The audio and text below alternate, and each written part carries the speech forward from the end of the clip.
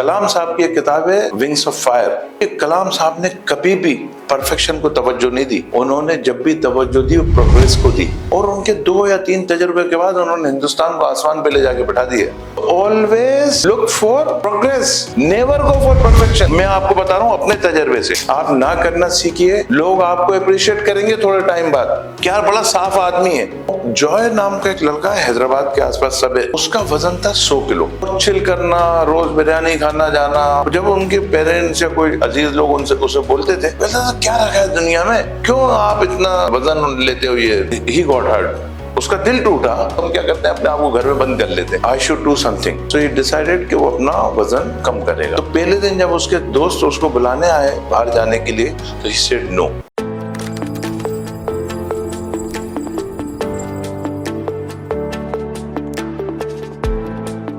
Shape your space for success. देखिए, जिस आदमी ने भी कहा ना कि मैं खुद बड़ा अंदर से हंसता हूं जब कोई इंसान बताता है कि साहब इनका विल पावर बड़ा मजबूत है और ये जो सोच ले वो कर लेते हैं। ठीक है, बहुत अच्छी बात है, लेकिन आप विल पावर पे डिपेंड मत कीजिएगा। क्योंकि अगर मिठाई आपके सामने रखी है, कोई शौक की चीज आपके सामने रखी है, 1 दिन 2 दिन 3 दिन आप उससे अपने आप को रोकेंगे, लेकिन ये आप ऊपर से रोक रहे हैं, अंदर से आपको तकलीफ हो रही है। और जब वो आपको तकलीफ हो रही है तो आपकी बॉडी कॉर्टिसोल रिलीज कर रही है, और आप उस कॉर्टिसोल ज्यादा होने की वजह से आप कभी भी अच्छा फील नहीं करेंगे। तो आप अपने विल पावर पर डिपेंड मत कीजिए, आप अपनी जगह को उस हिसाब से शेप कीजिए। अगर आपका टीवी है तो वो आपके ड्राइंग रूम में ही होना चाहिए। अगर आपका खाने का सामान है तो वो आपके किचन में ही होना चाहिए। आपके बेडरूम में या तो एक छोटी मोटी किताबें हो, या तकिया गद्दा हो और कुछ ना हो। मोबाइल चार्जर जो है आपको सब बाहर लगाना है। आप अपने बेडरूम में जब सोने जा रहे हैं तो आप कुछ नहीं लेके जाएंगे। अगर आप मोबाइल अपने बेडरूम में लेके जाएंगे तो आप देखना शुरू करेंगे, रील्स देखेंगे। एक तो उसकी लाइट से आपका जो नींद आना है वो डिले हो जाएगी, और उसके बाद आपका टाइम बहुत वेस्ट हो जाएगा। तो आप शायद 1 बजे तक देख जाए, शायद आप 2 बजे तक देख जाए। तो आप अपने एनवायरनमेंट को ऐसा शेप कीजिए कि आपको वो मदद करे आपके गोल्स की तरफ जाने के लिए, रादर देन वो आपके लिए ऑब्स्टिकल बने, आपके लिए तकलीफ दे बने, आपको अपनी डिरेल करे अपने रास्ते से। मैं आपको एक किस्सा बस सुनाता हूँ, बड़ा ही जबरदस्त है, और पर्सनली मैं जानता भी हूँ उनको। भोपाल एक एमपी में जगह है, यहाँ से मैं खुद भी हूँ। वहां एक मैकेनिक थे, सलीम भाई नाम है उनका, थे नहीं है अभी भी, सलीम भाई नाम है उनका।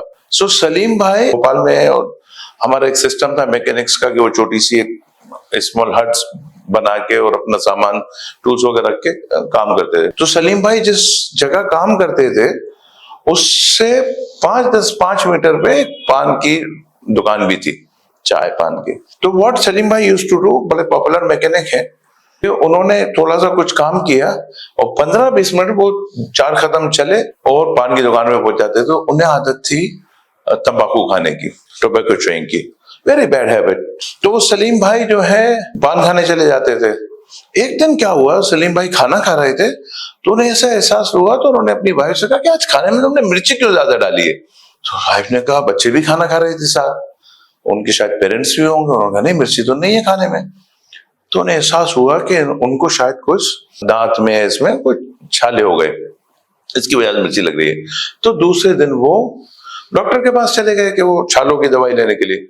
डॉक्टर साहब ने जब उन्होंने देखा दांत वगैरह देख के डॉक्टर साहब समझ गए कि शायद ये पान तंबाकू खाते हैं। तो उन्होंने पूछा उनसे, हाँ साहब बहुत फ्रिक्वेंट खाता हूं मैं तो उन्होंने कहा आप एक बहुत बड़ी मुश्किल की तरफ चल पड़े हैं, और उस मुश्किल का नाम कैंसर है।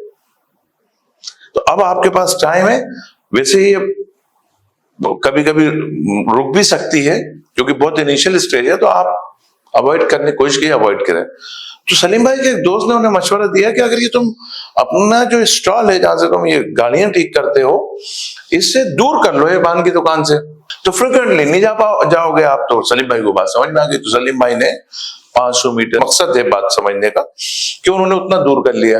अच्छा, इज वेरी बड़े उस जमाने में जब ये 90s में बाइक्स भी इंडिया में फ्लड हो रही थी, 100 सीसी हर बच्चे के पास बाइक थी, तो उनके पास बहुत ज्यादा सर्विस और मेंटेनेंस के लिए बाइक्स आती थी, उन्हें फुर्सत भी नहीं मिलती थी। अब क्या होता था कि सलीम भाई जब एक बाइक का काम कर रहे हैं और वो सोचे कि मैं जाके पान तंबाकू खा के आऊं, इतने में वो दूसरी बाइक आ जाती थी, दूसरा आदमी आ जाता है, डिस्टेंस। और क्योंकि घर में बुजुर्ग होते हैं तो आप अपने साथ कैरी नहीं करते। इंडिया में हम लोग बड़ी इज्जत करते हैं अपने बुजुर्गों की, तो हम अपने साथ कैरी नहीं करते वो सामान उनका सब।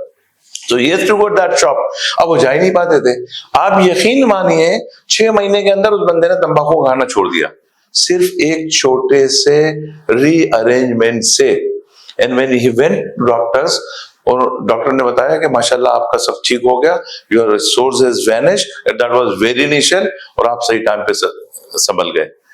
कितना बड़ा चेंज एक इंसान की जिंदगी में आया। छोटे छोटे बच्चे हैं, पेरेंट्स हैं, एक कमाने वाला आदमी है, लेकिन छोटा सा उन्होंने अपनी शेप अप दिया, शेप किया जगह का, and he changed his life. So shaping your space for success is very important. Focus in से नो, ये बहुत इंपॉर्टेंट है। हमारे यहाँ किसी भी चीज को ना बोलना, नो बोलना बहुत बुरा माना जाता है, और कुछ हद तक हम इसे बदतमीजी मानते हैं, जबकि ऐसा है नहीं। उसकी वजह से क्या होता है, जब आपको ना बोलने की आदत ना हो तो हर चीज में आपको यस कहने की आदत पड़ जाती है, और जब आप हर चीज को यस बोलते हैं तो आपके काम में जो आपका डेली रूटीन, जो आपने जनरल किया है, जो आपने डिसाइड किया है, जो लिखा है, और आप आदत डालिए जनरलिंग करने की, सुबह लिखने की, आज दिन भर क्या करना है, रात में सोते वक्त लिख लीजिए। हर कामयाब आदमी का ये बड़ा एक स्पेशल कैरेक्टरिस्टिक होता है कि वो जर्नलिंग करते हैं और लिखते हैं। तो आप जो लिखा कि आज मुझे ये करना है, ये करना है, ये करना है, अब क्योंकि आपको ना बोलने की आदत नहीं है, नो बोलने की आदत नहीं है, तो आपके रिश्तेदार, आपके यार दोस्त, पड़ोसी, कोई भी आपके पास कोई बीच में कुछ काम लेके आ गए, आप उन्हें ना नहीं बोल पाएंगे। जब आप ना नहीं बोलेंगे तो पूरा दिन आपका डीरेल हो जाएगा, और आपका जब एक दिन डीरेल होता है तो फिर आपका प्रोक्रेस्टिनेशन फिर शुरू हो जाता है, टाल मटोल फिर शुरू हो जाती है, अरे यार कल करूंगा, आज रह गया कल करूंगा, फिर वो कल से आगे कल चले जाता है, तो आप फिर वहीं आगे खड़े हो जाएंगे शुरू में। सो आपको एक आदत दिल को पक्का करके, मजबूत करके, मैं आपको बता रहा हूं अपने तजर्बे से, आप ना करना सीखिए, लोग आपको अप्रिशिएट करेंगे थोड़े टाइम बाद, क्या बड़ा साफ आदमी है। अगर उसके पास वक्त है, वो आदमी के पास, वो आपका काम कर देगा, लेकिन आप डिस्टर्ब कर रहे होगे तो आपको साफ ना कर देगा, तो लोग आपके पास आएंगे ही नहीं। मैं आपको एक स्टोरी बताता हूँ। जॉय नाम का एक लड़का है, हैदराबाद के आसपास सब डिस्ट्रिक्ट्स, तो वो उसका वजन था 100 किलो, 100 kgs, ऑलमोस्ट 99 होगा, 100 होगा, और चिल करना, रोज बिरयानी खाना जाना, ओल्ड सिटी जाना, दोस्तों के साथ मिठाई खा रहे हैं, उसका वजन था। जब उनके पेरेंट्स या कोई अजीज लोग उसे बोलते थे, कहता था क्या रखा है दुनिया में, खाओ पियो मजे करो, क्यों आप इतना वजन लेते हो, ये कि मैं कम वजन हो, ये हो, एंजॉय एंजॉय, चिल चिल। ये चलता रहा।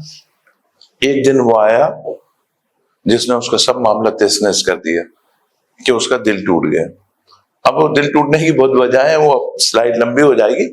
कुल मिला के ही गॉट हर्ट। जब वो उसका दिल टूटा तो अक्सर हमारा, जब हमें तकलीफ होती है तो हम क्या करते हैं, अपने आप को घर में बंद कर लेते हैं। तो उस आदमी ने क्या किया, अपने आप को घर में बंद कर लिया। लोगों से, दोस्तों से जो उसके लिए मिलने आते थे, उनसे वो 1-2 दिन के लिए मिला नहीं।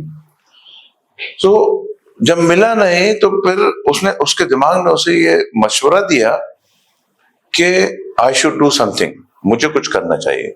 सो ही डिसाइडेड कि वो अपना वजन कम करेगा। जब उसने डिसाइड किया, उसने तैयारी की कि मुझे अब जिम जाना है, वजन कम करना है और दौड़ने जाना है, तो पहले दिन जब उसके दोस्त उसको बुलाने आए बाहर जाने के लिए, तो ही सेड नो, कि नहीं मैं नहीं आ पाऊंगा। शायद वो दोस्तों को थोड़ा बहुत बुरा लगा होगा, लेकिन उन्हें मालूम था यार ये थोड़ा अच्छा टाइम से नहीं गुजर रहा था, उन्होंने कुछ नहीं कहा, वो चले गए।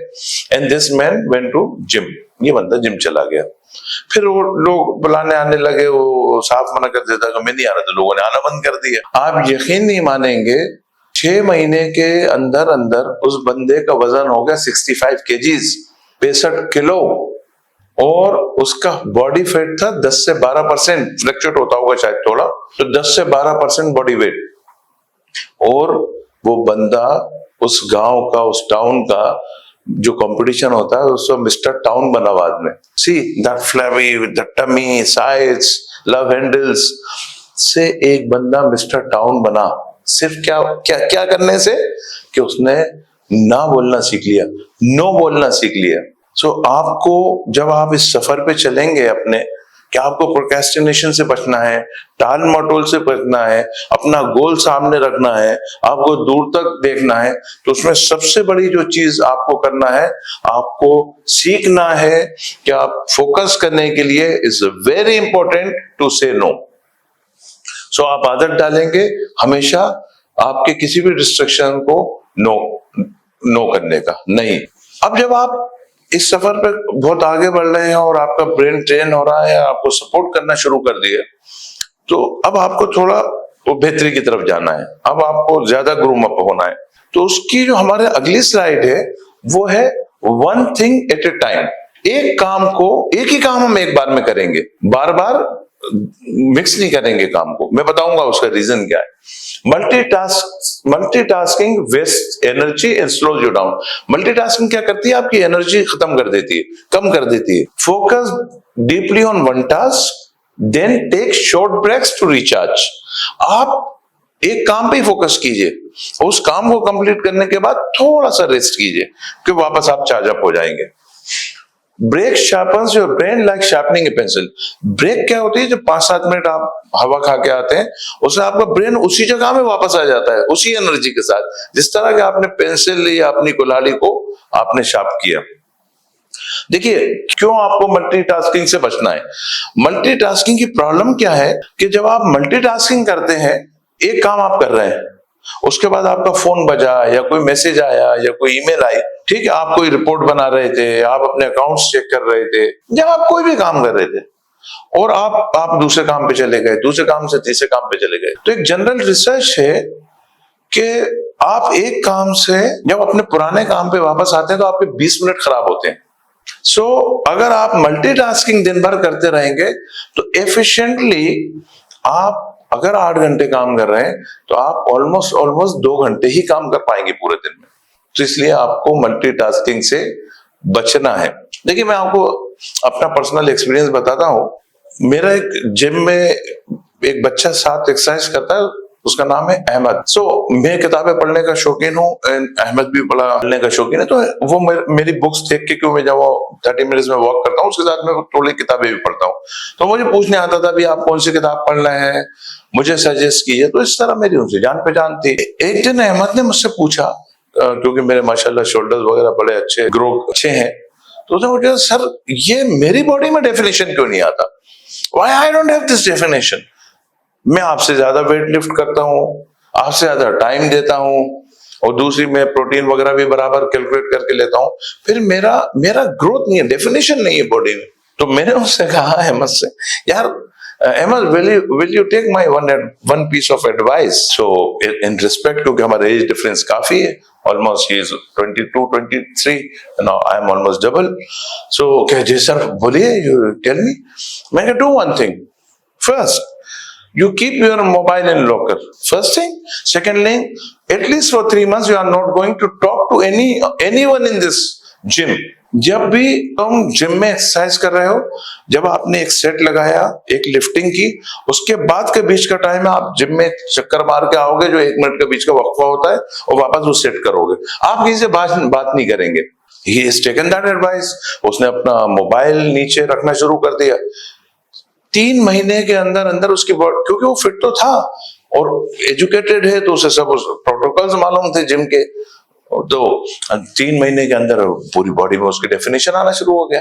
रीजन क्या था मैं बताता हूं आपको। वो करता क्या था गलती, कि जब भी वो एक्सरसाइज करता था, कोई वीडियो लगा लेता था सामने, उसके अगर वीडियो नहीं देख रहा तो जिम में जो लोग हैं बीच बीच में, तो वो जो भी कोई नया कमाया उसे जाके हाँ अस्सलाम वालेकुम, वालेकुम अस्सलाम।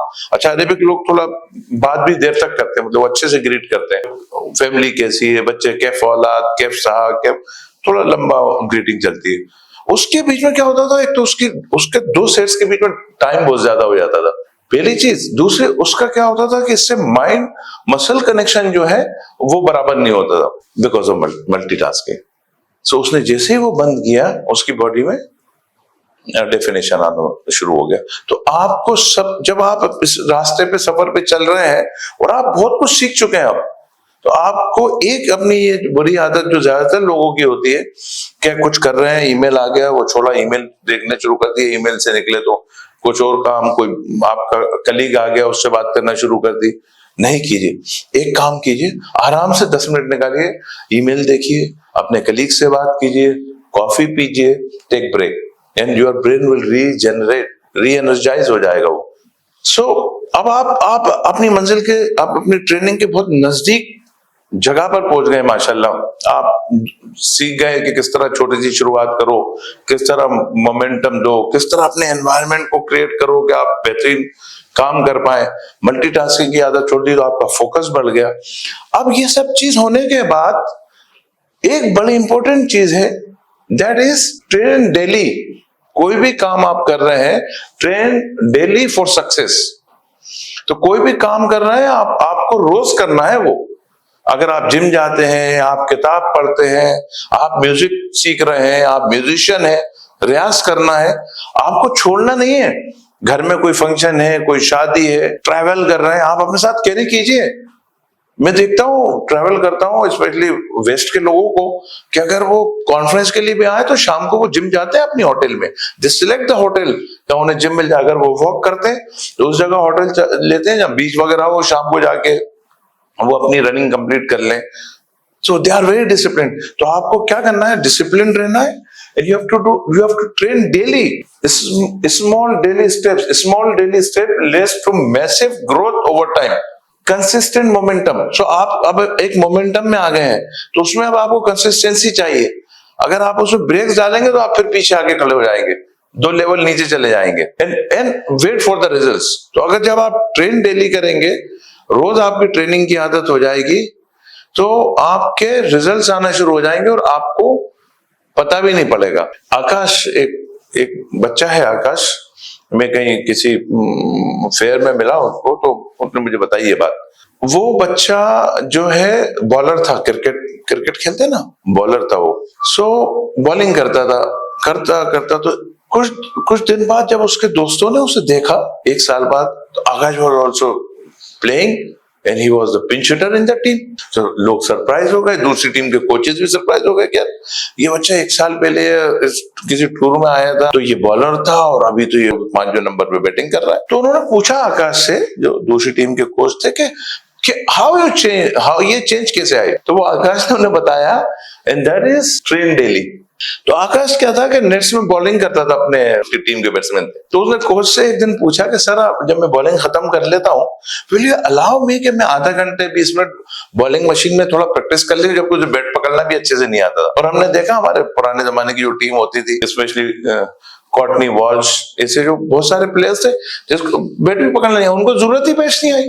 उनके बैट्समैन इतना काम करते थे कि बहुत रेयर ऑफ रेयर आना पड़ता था ग्राउंड पे। तो ये भाई साहब को भी बैट पकड़ना नहीं आता था। तो कोच साहब ने कहा ठीक है। तो बंदे ने क्या किया, रोज 25, 30, 40 बॉल 20 मिनट में जितनी हो जाए बॉलिंग मशीन, उसे प्रैक्टिस शुरू कर दी।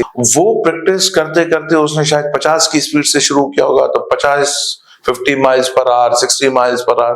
वो बच्चे का इतना बैट स्विंग हो गया 1-1.5 साल में कि वो उसके नेचुरल शॉट्स आना शुरू हो गए, दैट नेचुरल रिजल्ट्स।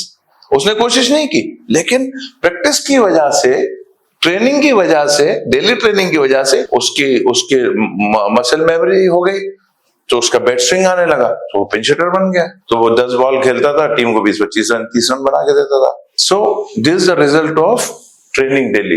तो आप जब भी इस मुकाम पे पहुंच गए कि आप डिसिप्लिन हो गए हैं, आपका एनवायरनमेंट सेट है, आपके काम में मोमेंटम है, you have to train yourself daily. Learn, don't chase perfection. Learn, don't chase perfection. आपको प्रोग्रेस पे ध्यान देना है, परफेक्शन पे नहीं देना। I will tell you why.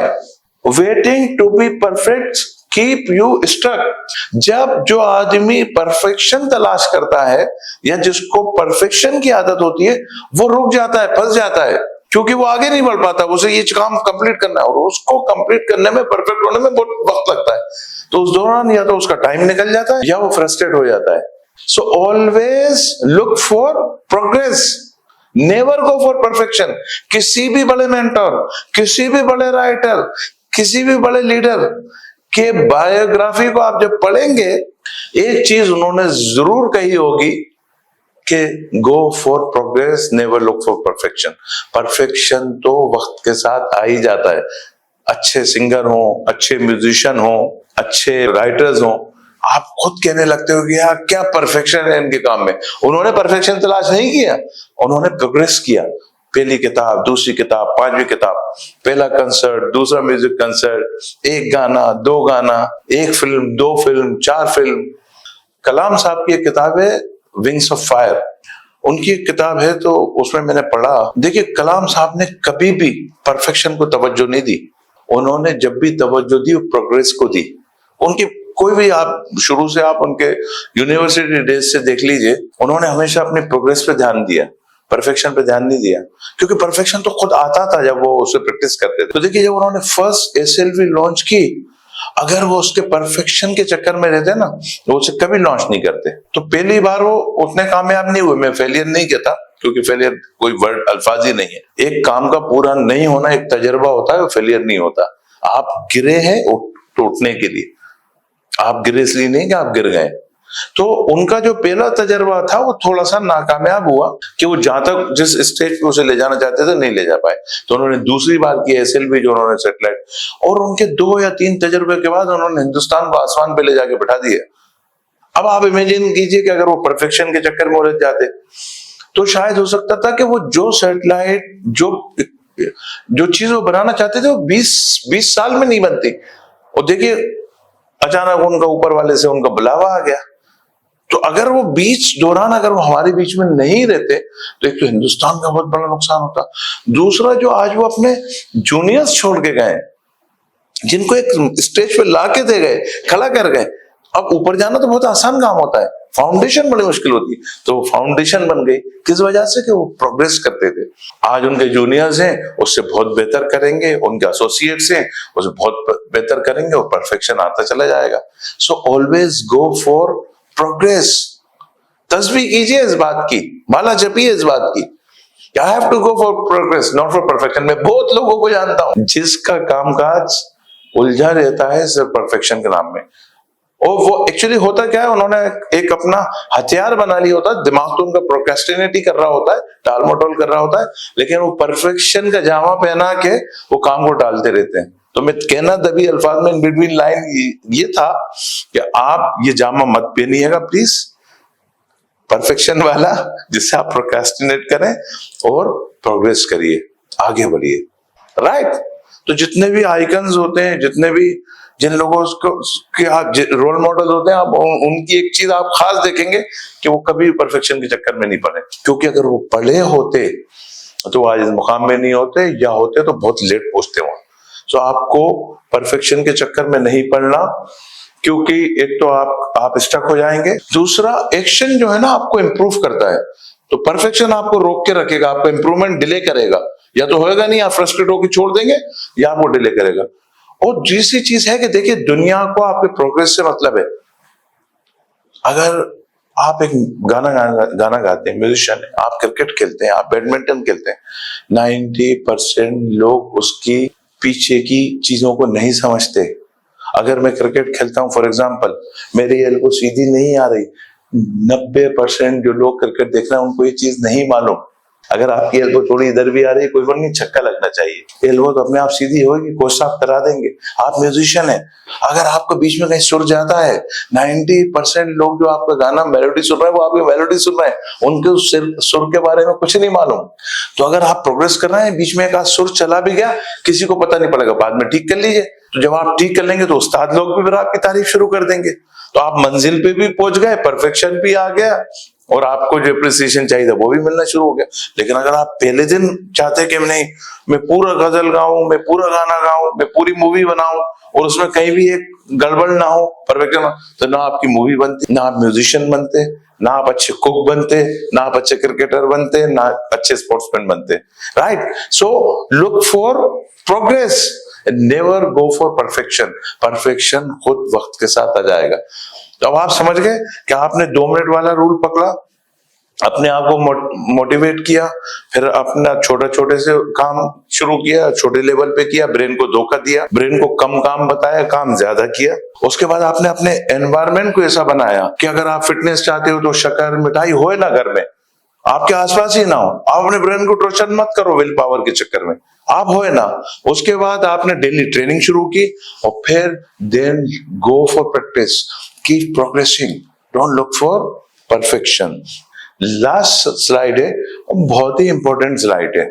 ये भी हम देखिए क्या होता है, वो सखावतें, वो कल्चर्स कभी भी आगे नहीं बढ़ पाते। इसलिए मैं हिंदुस्तान का हूँ, इंडिया का हूँ, इसलिए मैं बार बार कहता हूँ कि हम हिंदुस्तानी लोग गलती करते हैं, क्योंकि वो सखावतें कभी भी आगे नहीं बढ़ पाई जिन्होंने अपनी गलती एक्सेप्ट नहीं की कि हम ये गलत करते हैं और हमें ठीक करना है। इंशाल्लाह हम कर लेंगे।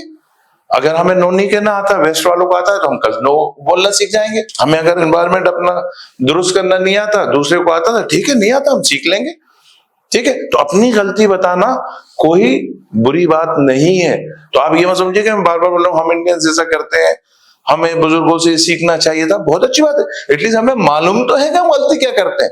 तो एक मंजिल तो हमने आगे तय कर ली, दूसरी करेक्शन की है। तो हमारे पास मेंटर्स मौजूद हैं, घर में बुजुर्ग मौजूद हैं, स्कूल में टीचर्स मौजूद हैं, और हम हमारे तो इतने उदार हैं। हम उस कंट्री में, उस खित्ते में रहते हैं कि आप स्कूल जाके भी आपको 20 साल हो गए, और उस मास्टर जी की रात में जाके अगर आपने बेल बजाई है, कुंडी टुकटुकाई कि मास्टर जी यहाँ बताऊं, तो 20 साल बाद भी वो आपकी मदद कर देंगे, जबकि आपको कोई उन्हें फीस नहीं लेना, कोई आपसे लेना देना। हम उस जगह से हैं, तो ठीक है, हम अपनी करेक्शन करेंगे, क्या प्रॉब्लम। उसी में एक बहुत बड़ी चीज जो है वो है on your results, build self trust. सीख लीजिए ये बात, ये आपकी जिंदगी को 100% से जम कराएगी, ये मल्टीपल्स में आपको ग्रो कराएगी। ये चीज समझ लीजिए इसको गौर से।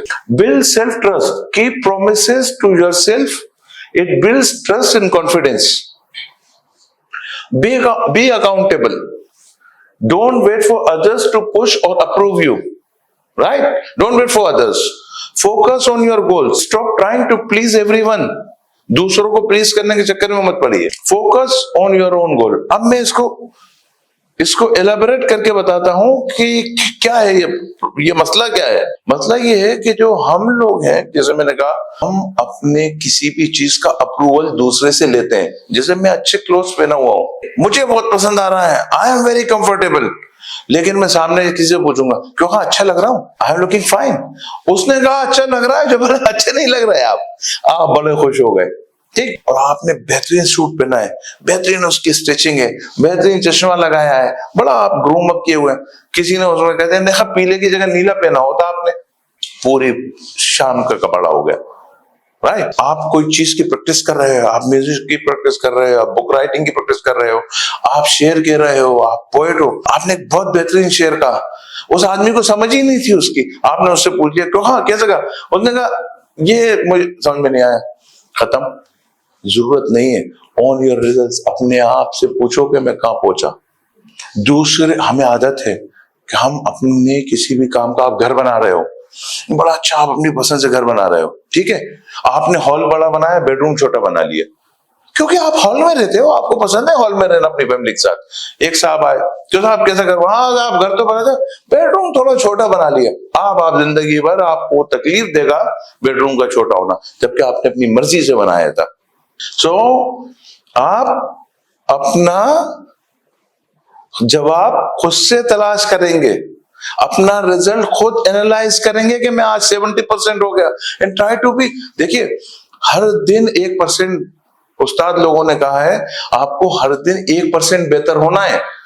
अगर आप हर दिन एक कंपाउंडिंग करते हो बेहतरी की, तो आप 37% बेहतर हो जाते हैं एक साल में। रिसर्च है, एक किताबों में लिखा हुआ है कि आप 37% बेहतर हो जाएंगे अगर आपने 1% रोज अपने आप को दुरुस्त किया। तो आप 1% दुरुस्त किए और अपनी प्रोग्रेस को रेट कीजिए, आपको दूसरे से उसका नतीजा लेने की जरूरत ही नहीं है। So on your own results, right? मैं आपको एक बात बताता हूं, एक बच्चे ने, एक क्रिकेटर ने अपने उस्ताद से कहा कि सर मैं आपको एक वादा पक्का करता हूं कि मैं चाहे कुछ भी हो ट्रेनिंग पर रोज आऊंगा, ठीक। And he started coming daily on training, अपनी खुद अकाउंटेबिलिटी, कि मैं खुद अपनी अकाउंटेबिलिटी दी ना कि मैं ट्रेनिंग पे रोज आऊंगा। आप नाम सुन के सरप्राइज हो जाएंगे। जिस जिस जिस शख्स की मैं बात कर रहा हूँ, जिन साहब की बात कर रहा हूँ, उन्होंने हम सबको इस लेवल पे स्पोर्ट्स में ला के रखा और उनका नाम है मिस्टर धोनी। कितने उन्होंने चैंपियनशिप जीती, क्या बेहतरीन उन्होंने टीम चलाई, क्या बेहतरीन कैप्टनसी की। आज भी first person to reach ground अगर धोनी साहब आ रहे हैं तो आप देख लीजिएगा, पहले आदमी वो ग्राउंड के जो स्टाफ होगा, उसके अलावा जो मेहमानों में सबसे पहले पहुंचने वाला आदमी होगा वो धोनी साहब होंगे। On your own results. उनको परवाह नहीं है मेरा जूनियर कब आएगा या मुझसे 10 साल बाद जो बंदा खेलने आया है वो कब आएगा। उन्होंने उससे किसी अप्रूवल नहीं लेना अपना खुद का। ही ओन्स हिज ओन रिजल्ट्स। सो आपको जब आप इस रास्ते पे चल पड़े, आप अपने ब्रेन को टेम कर रहे हैं, आप अपने ब्रेन को कंट्रोल करना सीख गए, आप अपने ब्रेन से फाइट करना सीख गए, तो उसकी लास्ट जो चीज है जो आपको याद रखना है, on your own results. On your own results. अपने रिजल्ट्स का खुद जिम्मेदारी लो, खुद अपने आप से बात करो, खुद अपने आप को बताओगे मैं कहां पहुंच गया। Don't wait for external approvals. So this is the conclusion. Your brain is your best investment, train it daily. तो आपका जो ब्रेन है, देखिए अल्लाह ताला ने सबसे बेहतरीन चीज आपको दी है ना, ऊपर वाले ने, भगवान ने जो आपको बेहतरीन चीज जो दी है, बड़ा आपको मालूम है, कभी आपने देखा शेर ने कोशिश करी उड़ने की, बकरी ने कोशिश करी उड़ने की, या किसी बर्ड ने कोशिश की हो शेर की तरह छलांग लगाने की? क्यों नहीं की? इसलिए कि ऊपर वाले ने उनको वो लिमिटेशन दी है। लेकिन हम उड़े भी, हम पहाड़ पे चल के बंजी डाइविंग करके कूदे भी। क्योंकि हमारे पास ब्रेन था, दिमाग था। तो इस ब्रेन को टेम कीजिए, इसका ध्यान रखिए। ये है तो सब कुछ है, ऊपर सब सही है तो आपका बाकी सब कुछ सही है। इसलिए प्लीज मेरी आपके हाथ जोड़ के आपसे विनती है, आप लोगों को मेरा मशवरा है, हमेशा अपने दिमाग को टेम कीजिए। आप दिमाग को कंट्रोल कीजिए, आप दिमाग से कंट्रोल मत होइए। मेरा आपसे वादा है, एक दिन आप आइकन बनेंगे, आप एक दिन स्टार बनेंगे, एक आप बड़े म्यूजिशियन बनेंगे, आप बड़े राइटर बनेंगे, आप बड़े साइंटिस्ट बनेंगे। सो मेरी ये कोशिश है, जिंदगी में एक आदमी भी अगर मेरी इस कोशिश से, आज वाली टेम योर माइंड से अगर फायदा ले लेगा तो मैं समझूंगा मेरी मेहनत कामयाब हो गई। इवन मेरा दुनिया में अगर एक आदमी को मैंने उस मुकाम पे पहुंच गया मेरी इस कोशिश से, तो मैं समझूंगा मेरा आना इस दुनिया में कामयाब हो गया। Thanks a lot. Please share so people take benefit of this and we will meet you next month with the new training programme. Thank you, bye bye, goodbye, आदाब।